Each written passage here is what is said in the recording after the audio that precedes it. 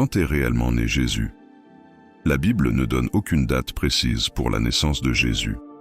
Le 25 décembre a été choisi plusieurs siècles plus tard par l'Église, afin de remplacer des fêtes romaines liées au solstice d'hiver.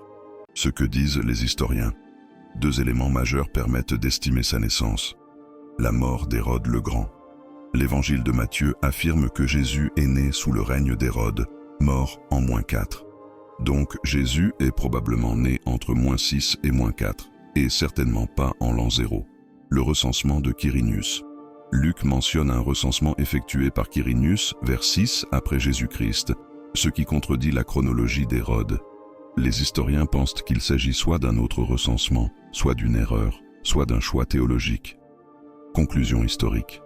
Les spécialistes situent la naissance de Jésus entre -6 et -4, plutôt au printemps ou à l'automne, en raison des pratiques pastorales présence des troupeaux en extérieur. L'histoire des rois mages, que dit vraiment la Bible? Le récit des mages apparaît uniquement dans Matthieu 2. Le texte parle de mages, magois, probablement des astrologues d'Orient, et non de rois.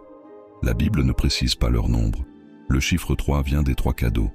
Leurs noms, Gaspard, Melchior, Balthazar, sont des traditions tardives. Ils ne visitent pas un nouveau-né dans une crèche, mais un enfant dans une maison, plusieurs mois après la naissance.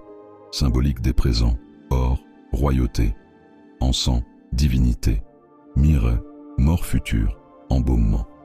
Récit historique ou symbolique. La plupart des historiens estiment que l'épisode des mages est avant tout théologique. Il montre que Jésus est reconnu par des étrangers symbolisant les nations. Il suit un schéma littéraire antique utilisé pour annoncer la grandeur d'un personnage. L'étoile se comportant comme un guide n'est pas compatible avec les phénomènes astronomiques connus. Aucune source historique indépendante ne confirme la venue de mages auprès de Jésus.